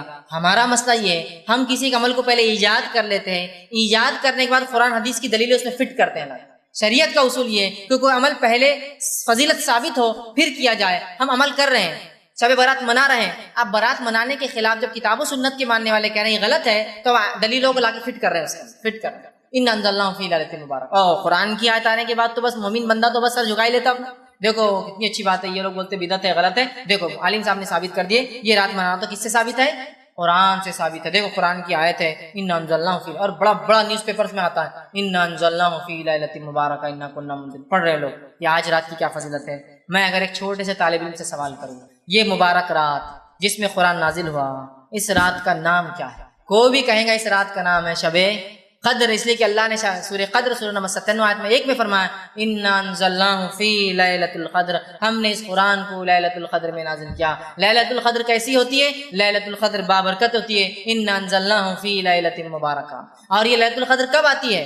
سورہ بقرہ سورہ نمبر 2 آیت 185 شہر رمضان الذی انزل فیہ القرآن ھدی للناس بینات من الھدی والفرقان۔ رمضان وہ مہینہ تھا جس میں قرآن کا نزول ہوا انسانیت کی ہدایت کے لیے، تو رمضان وہ مہینہ تھا جس میں قدر آتی ہے، اور وہ رات کیسی ہے؟ با برکت رات ہے۔ اب جو کہے نہیں یہ شعبان کی 15 رات کو کہا گیا انا انزلناہ فی لیلۃ مبارکہ، میرا سوال ہے تو کیا قرآن اللہ کے رسول پہ 2 بار اترا؟ کہ پہلے 15 شعبان کو جو کہ آپ بھول کر یاد نہیں رکھے، پھر آپ کو رمضان میں قدر میں اترا جو کہ آپ کو یاد رہا؟ کیونکہ جو سیرت کا واقعہ ملتا ہے وہ یہی ہے کہ اللہ کے رسول صلی اللہ علیہ وسلم رمضان میں تھے، قدر کی رات تھی، جبریل علیہ کا اقرا پڑھ، اس کا مطلب 15 شعبان کا اللہ کے رسول نعوذ باللہ چھپا دیا ہم سے۔ 15 کا تو بولے ہی نہیں آپ نے، سیدھا بولے کہ مجھے رمضان میں قدر کی رات جبریل آئے اور جبریل نے آ کر جو ہے مجھ سے کہا اقرا، اور آپ نے کہا ماں انا بقاری، مجھے تو پڑھنا لکھنا نہیں آتا ہے۔ پھر آواز نے کہا اقرا اور مجھے دبا دیا، میں نے پھر کہا ماں انا بقاری، میں تو پڑھا لکھا نہیں ہوں۔ پھر اس نے کہا اقرا تو میں سمجھ گیا وہ آواز مجھے چاہ رہی کہ دہراؤ، میں نے کہا اقرا بسم ربک الذی خلق، پڑھ اپنے رب کے نام سے اس نے پیدا کیا۔ تو اگر کوئی یہ کہتا ہے یہ فیصلوں کی رات ہے، یہ مبارک رات ہے، اس کے بارے میں قرآن کی دلیل ہے، تو یہ بہت بے بنیاد دلیل ہے۔ ایک چھوٹا سا طالب علم بھی سمجھ جائے گا جو قرآن حدیث کو جانتا ہے یقیناً یہ وہ رات نہیں۔ فیصلوں کی رات کون سی ہے؟ شب قدر، اس کا نام ہی دیکھیے قدر ہے، تقدیر، اسی سے قدر، قدر کا مطلب پیمانہ، اندازہ، لیکن اللہ کا پیمانہ 100% سچ ہوتا اور صحیح ہوتا ہے، ٹھیک ہے؟ تو قدر کہا جا رہا ہے، تو فیصلے کب ہوتے ہیں؟ شب قدر میں۔ مبارک رات کون سی ہے؟ شب قدر، نام قدر ہے اور مہینہ کون سا ہے؟ رمضان ہے۔ تو لہٰذا جو لوگ اس آیت کو لا کر شب برات پہ یا 15 شعبان میں فٹ کرتے ہیں وہ درخت قرآن کے ساتھ جو ہے کھلواڑ کر رہے ہیں، اس کا مذاق اڑا رہے ہیں۔ یہ پھر 2 بار اترا، ایک بار مبارک تھا، دوسری بار قدر تھی، کیسی عجیب باتیں، یہ سمجھنے کی ہمیں سخت ضرورت ہے۔ اس کے بعد جو ہے جو بات بیان کی جاتی ہے اس رات کے تعلق سے وہ یہ ہے کہ اس میں جو اللہ فیصلے لیتا ہے تقدیر کے، اس کی تفصیلات میں نے دے دی، تقدیر کے فیصلے، اور مبارک رات وہ یہ نہیں ہے جو بیان کی جا رہی ہے بلکہ وہ شب قدر ہے۔ دوسری ایک اور بات بیان کی جاتی ہے کہ مردوں کی عید ہوتی ہے شب برات۔ 15 شعبان کو کیا ہوتا ہے؟ مردوں کی عید ہوتی ہے۔ اللہ سبحانہ تعالیٰ مردوں کو چھوڑتا ہے، پھر مردے دنیا میں آتے ہیں، دنیا میں آ کے رہتے ہیں، لہٰذا گھروں کو صاف کیا جاتا ہے، لوگ مغرب کے بعد نہاتے ہیں اور اچھے اچھے پکوان بناتے ہیں، مردوں کے نام سے فاتحہ دیتے ہیں، اور اس کو مردوں کی عید تصور کیا جاتا ہے، اور اس روز لوگ پھر قبرستان جاتے ہیں مردوں سے ملاقات کے لیے۔ دیکھیے 2 الگ ہی عمل ہے، مردوں کی عید والے مردوں کو چھوڑا جاتا ہے، تو ملنے خبر میں قبرستان کیوں جا رہے ہیں؟ وہ تو آپ کے پاس آ رہے ہیں نا، پھر روح آزاد کی جاتی ہے بولے 1 رات کے لیے، تو ٹھیک ہے نا، پھر تو آپ خبر پہ کیوں جا رہے ہیں؟ جب اگر میں کہوں کہ ایک آدمی جیل میں اسے آزاد کیا گیا ہے، چھٹی دی گئی، پرول پر چھوڑا گیا ہے، تو جیل میں جا کے کیوں مل رہے ہیں آپ؟ پھر اس کو اب تو نکل گیا نا، وہ تو گھر آ رہا ہوں آپ کے ملنے کے لیے۔ جب عقل سے کوئی کام ہوتا ہے نا شریعت کے خلاف، تو ایسی سر جو ہے نا جیسا وہ ایک لوہے کی دیوار پہ سر مارنے جیسا معاملہ ہو جاتا ہے۔ بول رہے ہیں کہ مردوں کی عید ہے، مردے آتے ہیں، روحوں کو چھوٹ ملتی ہے، چھٹی دی جاتی ہے، تو میرا سوال ہے کہ قبرستان کیوں جاتے ہو؟ اچھا چھٹی دی تو خبر میں آ کے بڑھ جاتے ہیں کہ مردے، چھٹی لینے کے بعد تو گھومیں گے پھریں گے نا ان کی روحیں، اور دلیل کیسی دی جاتی؟ دیکھیے اس رات اترتے ہیں روحیں، بولے دلیل کیا ہے؟ قرآن سے دلیل، ارے ماشاء قرآن ہے تو ہم تو پھر جھک جاتے ہیں، کیا ہے کہ ان جو ہے تنزل الملائکۃ والروح، اتنی آیت بس ٹکڑا آتا ہے، اترتے ہیں اس رات روح اور فرشتے۔ میرے بھائی یہاں روح سے مراد مردوں کی اور بڑے بڈھوں کی روحیں نہیں ہیں، یہاں روح سے مراد جبریل علیہ السلام ہے، اس لیے کہ جبریل علیہ السلام کا ایک نام ہے روح، اور وہ نام ان کا اللہ رب العزت نے سورہ شعراء سورہ نمبر 26 کی آیت نمبر 196 سے آگے پڑھی استعمال کیا ہے، اور فرمایا نزل بہ روح الامین، اس قرآن کو لے کر آیا ایک امانت دار فرشتہ، اور جبریل علیہ السلام کا نام جبرائیل ہے، جبریل ہے، روح الامین ہے، اور روح بھی آپ کا نام ہے۔ تو اترتے ہیں اس رات جبرائیل امین اور ان کے ساتھ فرشتے، یہ معنی ہے اس کا۔ نہیں بولے بڑے جو ہے بڑے اور بوڑھوں کی روحیں اترتی ہے اور وہ آ کر ملتی ہے، لہٰذا لوگ جاگتے ہیں، کھانے بناتے ہیں، عبادتیں کرتے ہیں، میٹھے بناتے ہیں، پسند کے کھانے بناتے ہیں، اور پھر رات کے خاتمے پر قبرستان یا رات کے حصوں میں قبرستان جاتے ہیں، خبر والوں کے لیے دعا کرتے ہیں، اس پر پھول ڈالتے ہیں، اس پہ چادریں چڑھاتے ہیں، اس پہ کیا کرتے ہیں، یہ تمام چیزیں غلط ہیں۔ میں نے تو اس حد تک دیکھا کچھ لوگوں کا یہ ماننا ہے کہ آج 15 کی رات کو جو سال بھر مردے مرتے ہیں، بولے مرتے ہیں، ان کی روحوں کو 15 تاریخ کو داخلہ ملتا ہے، مطلب سب روحیں آتی ہے، پھر پرانی روحیں نئی روحوں کے ساتھ اوپر جاتی ہے۔ تو لوگ میں نے دیکھا ہے مٹی کے ہانڈوں کے اندر خبر کی مٹیاں ڈال کے لاتے ہیں اس کے اندر اپنے گھروں کے اوپر ہنڈیوں کے اندر، اور اس رات جو اس سے فاتحہ درود پڑا جاتا ہے، اور پھر بولا جاتا ہے کہ اب مردہ جا کے پرانا مردہ جو مر گیا ہے بیچارہ 1 سال کے اندر جو مرا ہے، اب جا کے پرانے مردوں میں اس کا بھی شامل ہو جائیں گے، مطلب اب وہ بھی پرانے مردوں میں 1 سال تک اس کی روح 15 شعبان تک بھٹک رہی تھی، پھر اس کی خبر کی مٹی لا کے فاتحہ پڑھی جاتی ہے، اور اب کہا جاتا ہے اب یہ جا کر پرانے مردوں کے ساتھ رہ سکتا ہے اور اس کی روح جاتی ہے۔ یہ سب مشرکانہ عقائد ہیں، ان سب کا اسلام سے میرے بھائیوں کچھ لینا دینا نہیں ہے، اور یہ رات کو جو ہے نہ اللہ فیصلے لیتا ہے، اس رات میں نہ مردوں کی عید نہ مردوں کی روحیں آتی ہے، نہ اس رات کے اندر کوئی فضیلت ثابت ہے سوائے اس مہینے میں روزوں کی فضیلت۔ اور 15 شعبان کو اللہ مومنوں کو معاف کر دیتا ہے، کافروں کو انتظار کرتا ہے، ڈھیل دیتا ہے، کینہ پرور لوگوں کو چھوڑ دیتا ہے حساب سے، تاکہ وہ کینہ کو دل سے نکال لے۔ تو اگر اس مہینے میں کچھ کرنا ہے شعبان کو آپ کو اور مجھے، کثرت سے روزے رکھنا ہے، کثرت سے روزے رکھنا ہے۔ دوسرا کام یہ کرنا ہے کہ 15 شعبان سے پہلے اپنے ایمان کو درست کرنا ہے اگر کرنا ہے تو، اور تیسرا کینہ اگر ہو دل میں نکال دیں، چونکہ ان دو لوگوں کی مغفرت نہیں ہوتی۔ باقی تمام روایتیں جو رات کے تعلق سے، 15 کی رات کے تعلق سے، مغفرت کے تعلق سے، بنو کلب کی بکریوں کے برابر اللہ نازل ہوتا ہے اس رات سے پہلے آسمان پہ، یہ تمام باتیں بے بنیاد ہے۔ چونکہ اس کے برعکس صحیح مسلم کی روایت بتاتی ہے کہ اللہ کے رسول نے بقی میں دعا کی، اس کے برعکس صحیح مسلم کی روایت بتاتی ہے اللہ روز ہر شام جو ہر رات جو ہے آسمان دنیا پہ نزول کرتا ہے اور آواز لگائی جاتی مغفرت کی۔ تو لہٰذا 15 شعبان خاص نہیں ہے، اس میں کوئی روزہ نہیں ہے۔ ایک اور روایت بیان کی جاتی ہے جو شخص 15 شعبان کی رات جگہ کرے، جاگے، قیام کرے، صبح روزہ رکھے، اس کے 120 سال کے گناہ معاف ہوتے ہیں۔ یہ بھی موضوع اور من گھڑت روایت ہے، اس کی کوئی سند، اس کی کوئی حقیقت، اس کی کوئی دلیل یاد رکھے کتاب و سنت سے نہیں ملتی۔ ہمارا دین، ہمارا طریقہ یہ ہے کہ ہم اللہ کی کتاب کے رسول کی سنت کو مانتے ہیں۔ اب لوگ پوچھتے نہیں کر لیے تو کیا ہوا، کر لیے تو کیا ہوا؟ صحابہ کی جماعت کو ذرا اندازہ لگائی، غور کیجیے، صحابہ کسی نیکی کو نہیں چھوڑتے تھے، کیا چھوڑتے تھے؟ صحابہ کسی نیکی کو نہیں چھوڑتے تھے۔ میں آپ سے سوال کرتا ہوں، اللہ کے رسول صلی اللہ علیہ وسلم 23 سال دنیا میں رہے، 23 سال میں یہ بار 22 بار تو کم از کم آئیں گی، آپ نے اس کو منایا کیا؟ صحابہ میں سے خلفاء راشدین 30 سال حیات رہے، اس کے بعد آپ کی حکومت رہی، کسی نے حکم دیا کہ کل شعبان ہے، 15 ہے، جاگنا ہے، صبح روزہ رکھنا ہے؟ اس کے بعد کیونکہ آپ کی حدیث ہے کہ آج 100 سال کے بعد آج سے ہم میں سے کوئی زندہ نہیں رہے گا سال تک، مطلب 110 ہجری میں آخری صحابی کا انتقال ہوا، ٹھیک ہے؟ تو 110 ہجری تک کسی نے یہ رات منائی ہے کیا؟ یہ تقریباً کم بیش یہ رات 5ویں صدی میں 475 ہجری کے بعد منانا شروع بالکل احسن درجے تک پہنچ جائے اس معاملے میں، اس چیز کی ہم نے کوشش کرنا چاہیے، تو لہٰذا ہم کوشش کریں کہ اپنے توحید کو ہم جو ہے مضبوط کریں۔ تو آئیے کچھ بعض مخفی صورتیں شرک کی، چونکہ شرک کرنے سے توحید لازماً ضائع ہو جائیں گا، ختم ہو جائیں گا، برباد ہو جائیں گا، کمزور ہو جائیں گا، ظاہر سی بات۔ تو شرک کی بعض مخفی صورتیں جو کامنلی ہم دیکھتے ہیں اس کو میں آپ کے سامنے رکھوں گا، یا ہڈن چیزیں ہیں جو کبھی سمجھ میں نہیں آتی لیکن ہو جاتی ہے انسان سے، وہ اس لیکچر میں رکھنے کی آپ کے سامنے کوشش کروں گا۔ آئیے اللہ رب العزت قرآن میں کیا فرماتا ہے، سورہ بقرہ سورہ نمبر 2 آیت نمبر 22 میں اللہ نے فرمایا کہا فَلَا تَجْعَلُوا لِلَّهِ أَنْدَادًا وَأَنْتُمْ تَعْلَمُونَ، اللہ فرماتا اور کہتا ہے بس تم دانستہ طور پر اوروں کو اللہ کا شریک نہ ٹھہراؤ، مطلب تم جان بوجھ کر اللہ تعالیٰ کے ساتھ اوروں کو شریک نہ جو ہے بناؤ، دانستہ طور پر مطلب سوچے سمجھے اعتبار سے ایسا کام تم نہ کرو کہ کسی اور کو اللہ کا شریک بنا دو۔ اب اس آیت کے تعلق سے عبداللہ ابن عباس رضی اللہ عنہما اس کی تفسیر میں اس آیت کی کیا لکھتے ہیں سنیے۔ انداد جو لفظ ہے، اندادم جو اللہ نے قرآن میں لفظ استعمال کیا، وہ فرماتے ہیں اس سے مراد شرک ہے، اس سے مراد شرک ہے کہ تم اللہ کے ساتھ کسی اور کو پارٹنر نہ بناؤ، برابر نہ ٹھہراؤ، شریک نہ ٹھہراؤ۔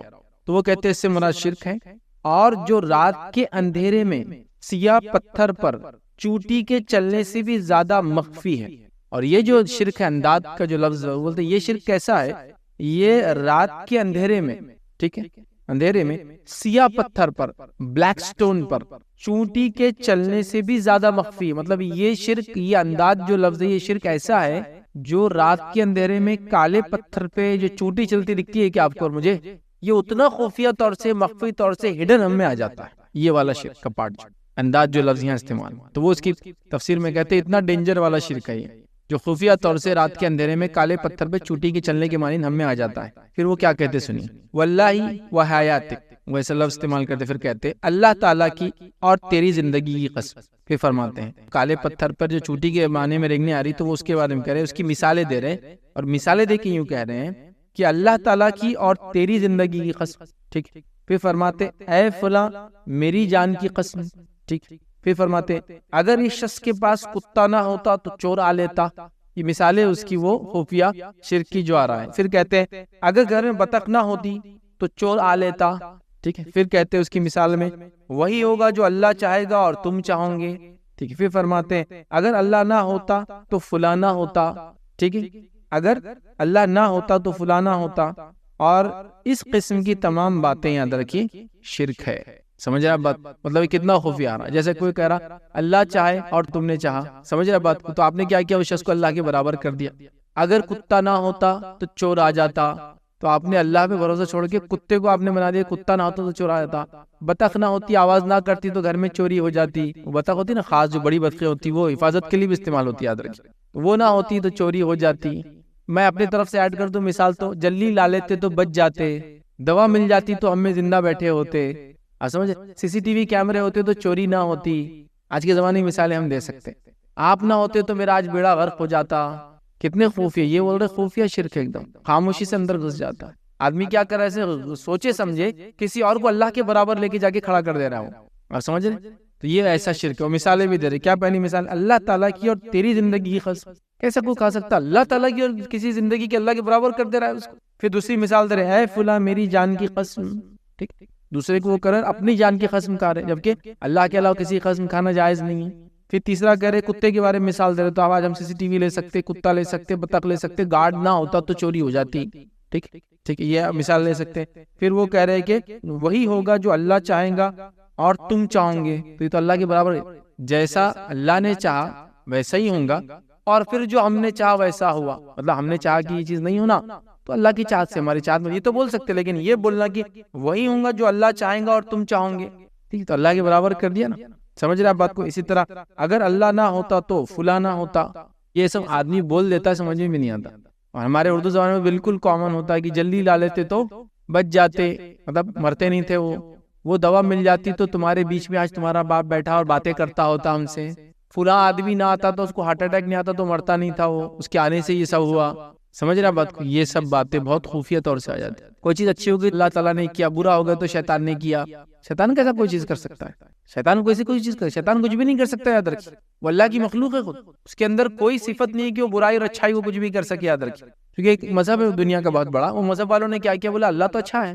تو اس میں ساری اچھی صفتیں ہونا چاہیے، برائی کہاں سے آتی ہے، انہوں نے نعوذ باللہ برائی کا ایک معبود بنا دیا، کہا اللہ خیر کا دینے والا ہے اور شیطان برائی کا دینے والا ہے، تو جب آپ نے جیسی کسی کو دینے والا ہے کہا تو اس کو آپ نے خالق بنا دیا آٹومیٹک، تو شیطان بھی تو عبادت کے لائق ہو گیا کیونکہ وہ خالق ہو گیا، جبکہ ہم جاتے خالق صرف اللہ ہے۔ تو آپ کہیں گے پھر اچھائی برائی، اچھائی بھی اللہ کی طرف سے آتی ہے، برائی بھی اللہ کی طرف سے آتی ہے، اچھائی کے ذریعے اللہ دیکھتا ہے ہم شکر کتنا ادا کرتے ہیں، برائی کے ذریعے آزما کے دیکھتا ہے کہ ہم کتنا صبر کرتے ہیں، تو دونوں چیزوں میں خیری ہوتی ہے ایک مومن کے لیے، حتیٰ کی بیماری موت سب کچھ خیر کا پہلو ہے اس کے اندر، سمجھ رہے بات، تو لہٰذا یہ بہت امپورٹنٹ چیز ہے، یاد رکھیے۔ تو ہم بک دیتے ہیں، تو عبداللہ ابن عباس رضی اللہ عنہ نے کچھ مثالیں اپنے زمانے کی دی کہ انداز سے مراد یہ ہے، اور انسان خفیہ طور سے بول دیتا ہے، اس کو سمجھ میں بھی نہیں آتا کب اس نے بک دیا، تو یہاں اس معاملے میں احتیاط کرنا چاہیے، ٹھیک ہے۔ توحید کی حقیقت تو یہ ہے کہ اصل توحید یہ ہے کہ انسان کے دل میں اللہ تعالیٰ کے سوا اس کا کوئی شریک نہ ہو، کوئی شریک نہ ہو، ذرہ برابر، یہاں تک کہ غیر سوچے سمجھے جملوں میں بھی نہ ہو وہ شریک، اس بات کو بھی آپ ذہن میں رکھیے، یاد رکھیے۔ تو توحید کا اولین اور کامل ترین درجہ یہ ہے کہ یوں کہا جائے اگر اللہ تعالیٰ نہ چاہتا تو فلاں کام نہ ہوتا، یہ نہیں بلکہ البتہ یوں کہا جائے، مطلب توحید کا کامل درجہ ہے کہ یوں نہ کہا جائے کہ اگر اللہ تعالیٰ نہ چاہتا تو فلاں کام نہ ہوتا، البتہ یہ کہنا جائز ہے اگر اللہ تعالیٰ نہ چاہتا اور پھر فلاں آدمی کا تعاون نہ ہوتا تو میرا کام نہ ہو سکتا، مطلب اللہ چاہے تم چاہے نہیں، اللہ چاہے پھر جو تم نے چاہا، ہم نے جو چاہا، مطلب اللہ تعالیٰ نے جو چاہا وہ ہوا، اور پھر ہم نے بھی یہی چاہا تھا، میرا کام اللہ کے سوا نہیں ہو سکتا تھا اور پھر تم نے بھی میری مدد کی، جیسا ہم کیسا بول رہے ہیں، اللہ نے کیا اور تم نے کر دیا میرا کام، نہیں بول سکتے، اللہ نے کیا اور پھر اس کے بعد اللہ نے جو تم کو صلاحیت دی پھر تم نے اس میں مدد کی، جو اللہ نے چاہا جو میں نے چاہا نہیں کہہ سکتے، جو اللہ نے چاہا اور پھر جو ہم چاہ رہے تھے وہ ہوا، یہ کہنا چاہیے، یہ کامل توحید ہے، ورنہ ایسے جملے کئی بار ہو جاتے ہیں، سمجھ رہے آپ، اگر جلدی لا لیتے تو کیا ہوتا تھا، بچے نہیں، اگر جلدی لا لیتے تو ایک دل کو صبر رہتا کہ ہم نے علاج کرنے کی کوشش کی، موت تو تبھی ہے، وہ جملہ نہیں بن لیں گے، سمجھے آپ، اگر فلاں دوا مل جاتی تو آپ کے والد کے بارے میں ہم کو سکون ہوتا کہ ہم نے کوشش کی ان کے لیے، پھر بھی موت تو جب لکھی تھی، تقدیر قدر قضا وہ تو انتقال، یہ جملے ہونا چاہیے، ٹھیک ہے۔ تو بہرحال یہ نہیں کہنا چاہیے کہ جو اللہ نے چاہا اور تم نے چاہا، بلکہ یہ کہنا جو اللہ نے چاہا اور پھر جو ہم چاہ رہے تھے وہ ہوا، جو اللہ نے کیا اور تم نے کیا نہیں، جو اللہ نے کیا وہ ہوا اور پھر تم نے بھی اسی کے لیے کوشش کی، یہ بڑی اہم چیز ہے۔ یہ ایسے جملے ہوتے جو ہم بول دیتے ہیں، ہم کو کبھی کبھار یہ چیز سمجھ میں بھی نہیں آتی، اور یہ یاد رکھیں شرک کی۔ اسی طرح یاد رکھیں حذیفہ رضی اللہ عنہ کی روایت ہے، نبی اکرم صلی اللہ علیہ وسلم فرمایا، سنن ابو داؤد کی روایت، آپ نے فرمایا یوں نہ کہو جو اللہ تعالیٰ چاہے اور فلاں چاہے، یوں نہ کہو کہ جو اللہ چاہے اور فلاں مطلب XYZ چاہے، بلکہ یوں کہو جو اللہ تعالیٰ چاہے اور پھر جو فلاں چاہے، اور پھر اس کے بعد جس کو ہم کہیں گے اللہ تعالیٰ چاہے اور پھر اس کے بعد جو آپ نے چاہا. جیسا کوئی کام تھا، عمر رضی اللہ عنہ نے چاہا کہ فلاں فلاں چیزیں اور احکام اتر گئے، تو آپ نے کہا کہ اللہ جو چاہتا تھا وہ ہوا، اور ہم جو چاہ رہے تھے وہ بھی اس سے مل گیا جا کے. کیونکہ اللہ چاہ رہا تھا یہ ہو، پھر میں نے بھی چاہا کہ یہ پردے کا حکم آ جائے اور یہ ہو جائے، تو پھر وہ بھی ہوا جو وہ ہو رہا. سمجھ رہے بات کو؟ تو یہ اصل چیز ہے. ٹھیک ہے، تو اس کو سمجھنا چاہیے، ورنہ خفیہ طور سے شرک جو ہمارے اندر آ جاتا ہے، یاد رکھیں. اسی طرح جو ابراہیم نقی رحمۃ اللہ علیہ یوں کہنا ناپسند اور مکروہ جانتے تھے. کیا کہنا؟ وہ کہتے تھے کہ میں اللہ تعالیٰ کی اور تمہاری پناہ چاہتا ہوں. البتہ وہ کہتے ہیں میں اللہ تعالیٰ کی اور پھر تمہاری پناہ چاہتا ہوں. یہ کہنا چاہیے. سمجھ رہے بات؟ پھر انہوں نے کہا اگر اللہ تعالیٰ اور پھر فلاں نہ ہوتا تو، اگر اللہ تعالیٰ اور فلاں نہیں ہوتا تو میرا کام نہیں ہوتا. وہ کہتے ایسا نہیں، اگر اللہ تعالیٰ اور اس کے بعد فلاں نہ ہوتا تو یہ کہنا چاہیے.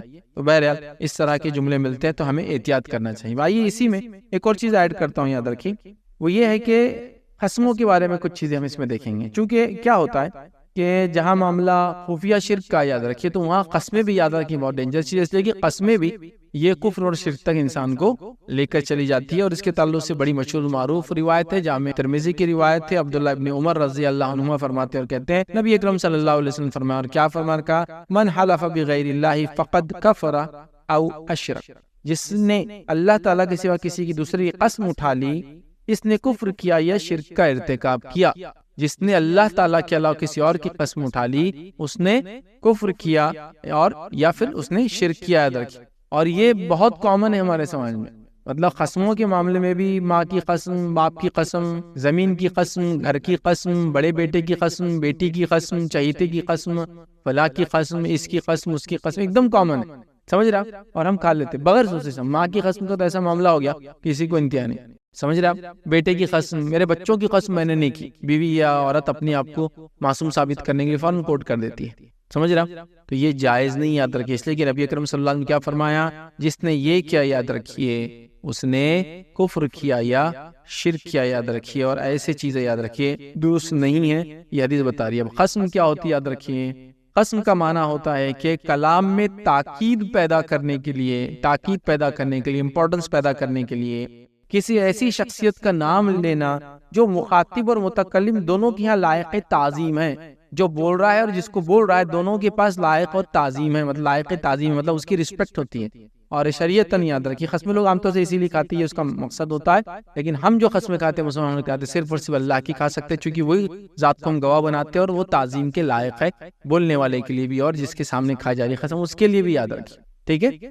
اب اسی طرح غیر اللہ کی قسم کھانا شرک کیوں ہے وہ دیکھ لیتے. علماء لکھتے ہیں اس کے اوپر غیر اللہ کی قسم اٹھانا اس لیے شرک ہے کہ ایسی صورت میں مخلوق کو اللہ جیسا قرار دیا جا رہا ہوتا ہے اور مخلوق کی تعظیم اسی طرح ہو رہی ہوتی ہے جیسے اللہ تعالیٰ کی ہونی چاہیے. یاد رکھیے ایسا کرنا کفر اصغر، شرک اصغر ہے. البتہ عبادت میں غیر اللہ کی تعظیم اسی طرح کرنا جس طرح اللہ کی تعظیم ہوتی ہے شرک اکبر ہے.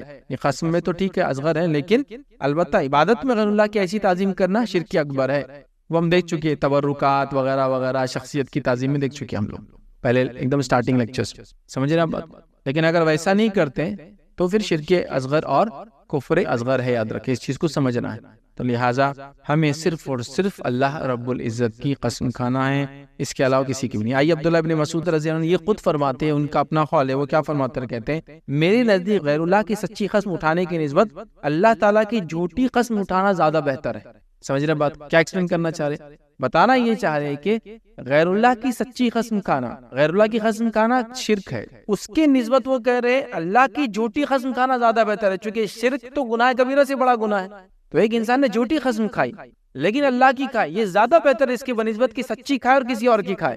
چونکہ اگر سچی کھاتا ہے کسی اور کی کھاتا ہے تو وہ سمجھے نا سچی قسم کھا رہا ہے لیکن کسی اور کی کھا رہا ہے تو وہ اس میں کیا کر رہا ہے؟ شرک کر بیٹھ رہا ہے. جبکہ وہ قسم کھا رہا ہے اللہ کی لیکن جھوٹی کھا رہا ہے تو گناہ کبیرہ کر رہا ہے. سر سمجھ رہے بات؟ مطلب اس کو اس طرح سمجھیں گے. اس سے معلوم ہوا کہ غیر اللہ کی قسم اٹھانا بہت بڑا گناہ ہے اور شرک ہے. جھوٹ اگرچہ کبیرہ گناہ ہے لیکن شرک کئی کبیرہ گناہوں سے بھی بڑا جرم ہے. ٹھیک ہے. سچائی میں شرک کی آمیزش بنسبت توحید میں جھوٹ کی آمیزش کم تر گناہ ہے، کیونکہ توحید والی نیکی جھوٹ سے عظیم تر اور شرک کا گناہ جھوٹ کے گناہ سے عظیم ترین ہے. یاد رکھیں. لہٰذا وہ کہہ رہے ہیں کہ میرے نزدیک وہ زیادہ بہتر ہے اس کام سے کہ میں اللہ تعالیٰ کے علاوہ کسی کی قسم کھاؤں سچی والی. ٹھیک ہے، تو غلط اسلام آباد ہوتا ہے اللہ کی قسم نہیں میاں تم ماں کی قسم کھاؤ تو نہیں ہو سکتا، قسم صرف اللہ کی ہوگی، یاد رکھیے، اس کے علاوہ کسی کی قسم انسان نہیں کھا سکتا، یاد رکھیے اس چیز کو ہم سمجھے۔ تو قسموں کے معاملے میں ہم لوگ بہت احتیاط کریں، یہ ایک ایسی چیز ہے جو خفیہ آ جاتی ہے۔ اب قسم کی چونکہ بات آ گئی تو اس کے بارے میں کچھ باتیں اور رکھ دیتا ہوں، یاد رکھیے بہت زیادہ قسمیں اٹھانے سے بچنا چاہیے، اس سے توحید میں کمزوری آ جاتی ہے، بہت زیادہ قسمیں اٹھانے سے بچنا چاہیے، اس میں توحید میں کمزوری آ جاتی ہے، اس لیے کہ جب انسان قسم کھائے تو قسم کو پورا کرنا ضروری ہو جاتا ہے اس کے لیے، اگر کھائے تو جب بھی کھائے اللہ کی کھانا ہے، اس کو دوسروں کی کھا بھی نہیں سکتا، اس بات کو ہم سمجھے، ٹھیک ہے۔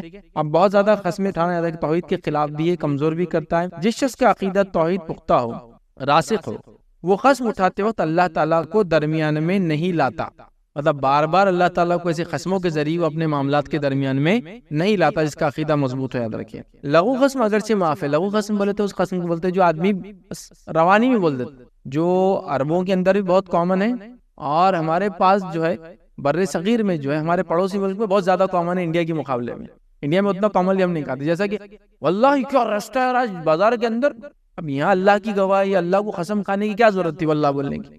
انڈین کو اردو کے اندر ہم لوگ یہ الفاظ بہت کم استعمال کرتے ہیں، لیکن ہمارے پڑوسی ملک کے اندر پاکستان وغیرہ میں کثرت سے یہ قسمیں ہوتی ہے، اس کو بولتے ہیں لغو قسمیں، اور عربوں میں بھی بہت کامن ہے، جس میں کبھی کبھار آدمی صرف چیزوں کی انٹینسٹی بتانے کے لیے بول دیتا اللہ کی قسم، اور انہوں نے کیا کرے اپنا منسٹر آیا تو پوری گاڑی اٹھا کے لا لی، ٹو مچ ہو گیا نا یار، گاڑی کیسے اٹھا کے لائیں گے منسٹر کی؟ 2 سے 2.5 ٹن کی گاڑی ہوں گی، وہ کیسا کتنے بھی لوگ پہلے تو اٹھا کے سکتے اس کو، آپ سمجھ رہے بات کو، بس بول دیتے، لیکن واللہ جنازے کے اندر لاکھوں لوگ تھے، لاکھوں لوگ کیسے آئیں گے؟ شہر کے اندر ہی لاکھ لوگ ہیں، اس میں لاکھوں کیسے ہوں گے؟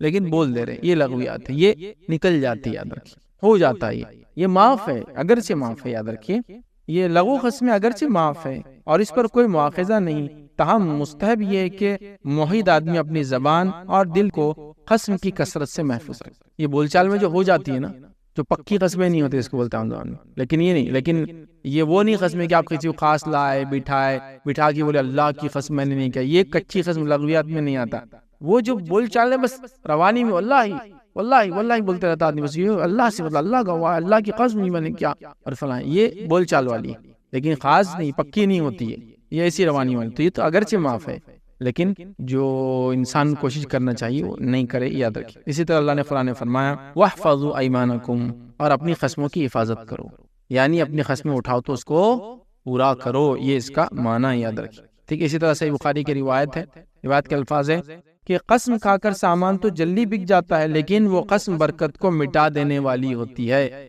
تاجر اگر تجارت کر رہا ہے اور قسمیں کھا کے تجارت کر رہا ہے تو تجارت تو ہو جاتی ہے، لیکن تجارت کے اندر سے رزق میں سے برکت کو مٹا دیتی ہے۔ اللہ کی قسم 100 روپے میں لایا، آپ کو جو ہے 105 میں بیچ دے رہا ہوں، ٹھیک ہے، اس سے بزنس تو ہو جا رہا، قسم کی وجہ سے لوگ کسٹمر بڑھ رہے ہیں، قسم کھا لی انہوں نے، داڑھی والے تب کیسا نہیں مانیں گے، لے لیے، لیکن آپ سے فرما رہے ہیں اس سے کیا ہوتا ہے، برکت مٹ جاتی ہے۔ کیوں ایسا ہوتا ہے؟ اس لیے کہ آپ کو پتہ نہیں کب آپ قسموں میں غلط قسمیں کھا لیں گے، اور کثرت سے قسمیں کھانے کی وجہ سے اللہ برکت کو مٹا دیتا ہے۔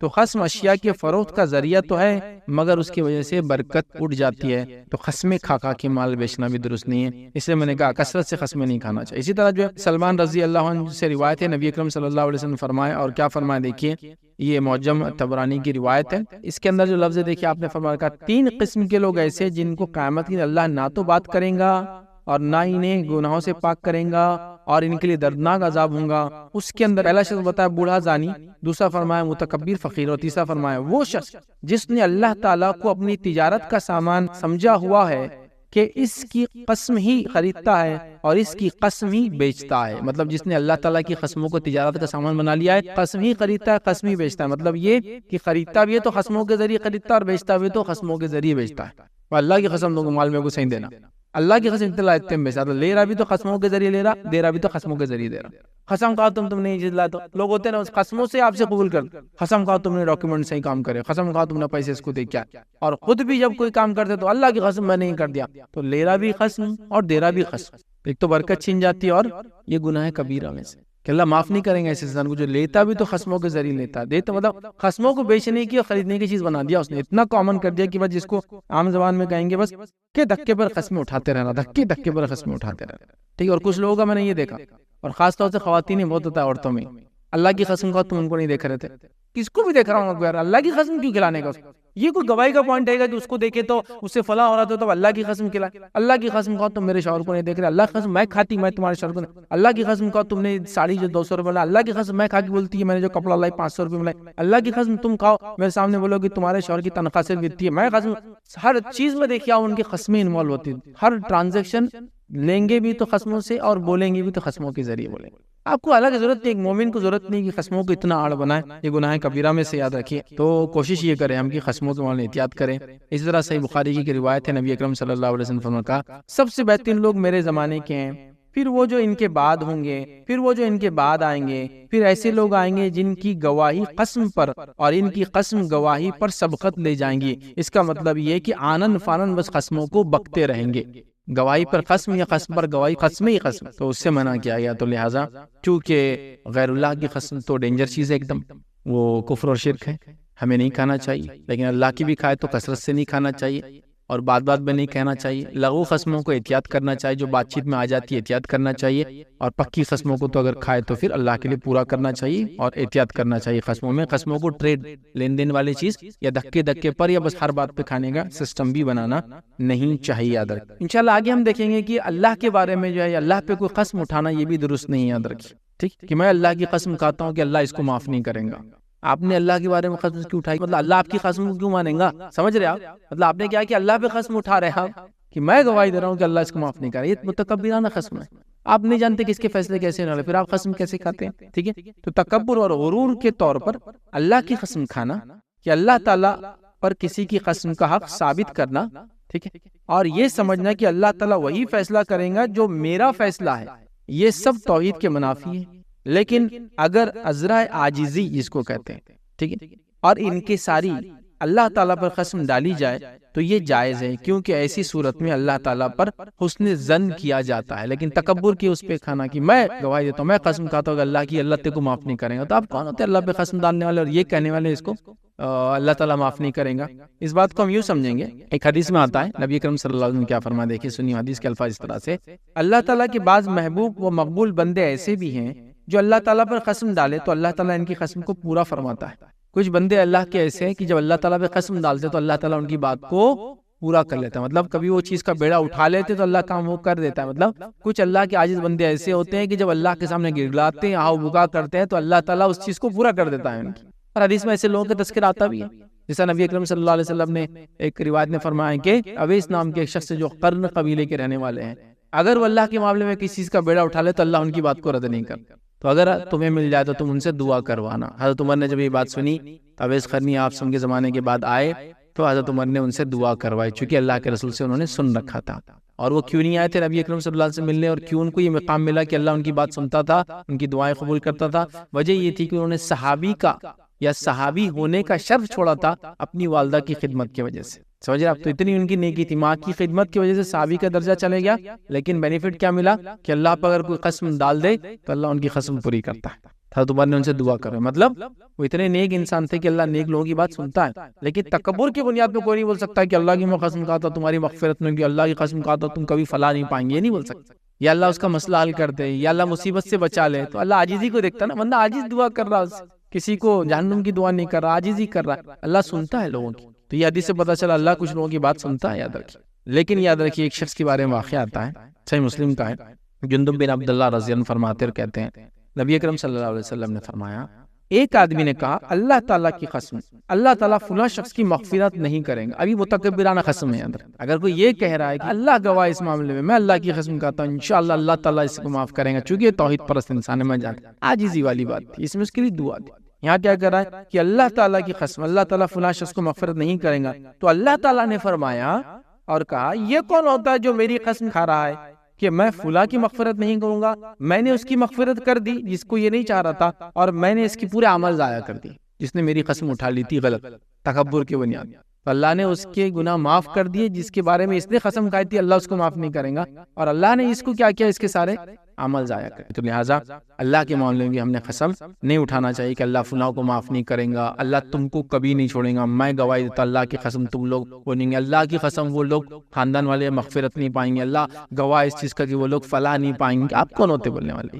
ٹھیک، تو لہٰذا اس معاملے میں احتیاط کرنا چاہیے۔ تو ہم نے کچھ شرک کی خفیہ چیزیں یا مخفی چیزیں، چھپی ہوئی چیزیں جو ہو جاتی ہے انکانشیسلی، سب کانشیسلی، ان انٹینشنلی، ان نوئنگلی جس کو بولیں گے، مطلب کبھی وہ ہو جاتی ہے روانی میں بول دے رہا، خصم اٹھا دے رہا، یا کوئی جملہ بول دے رہا جیسا آپ نے چاہا اور اللہ نے چاہا، نعوذ باللہ، غلط جملہ ہے یہ بولنا چاہیے جیسا اللہ نے چاہا اور پھر جیسا آپ چاہ رہے تھے، ٹھیک ہے، جیسا میں نے چاہا اور اللہ نے چاہا، غلط جملہ ہے، جیسا اللہ نے چاہا اور پھر میں نے چاہا، میں نے چاہا اور اللہ نے چاہا تو بالکل ہی غلط ہو گیا، ٹھیک ہے۔ تو بہرحال اس معاملے میں احتیاط کرنا چاہیے، بڑا ایسی چیزیں ہو جاتی ہے لیکن یہ بھی توحید کے منافی ہے، اور اس معاملے میں مومن کو چاہیے احتیاط کرے، چونکہ مومن یہ چاہتا ہے کہ شرک کے سارے دروازے بند ہو جائے اور انسان توحید پر، خالص توحید پر رہے، تو یہ بھی توحید میں کمی کر دیتے ہیں۔ خفیہ شرک کی قسمیں اور شرک اصغر کی قسمیں یا کفر اصغر کی قسمیں تھی جو قسم کی شکل میں ہم نے دیکھا غیر اللہ کی، اور شرک اصغر کی قسمیں تھی، یاد رکھے۔ تو اس معاملے میں ہمیں بہت محتاط رہنا چاہیے اور احتیاط کے ساتھ رہنا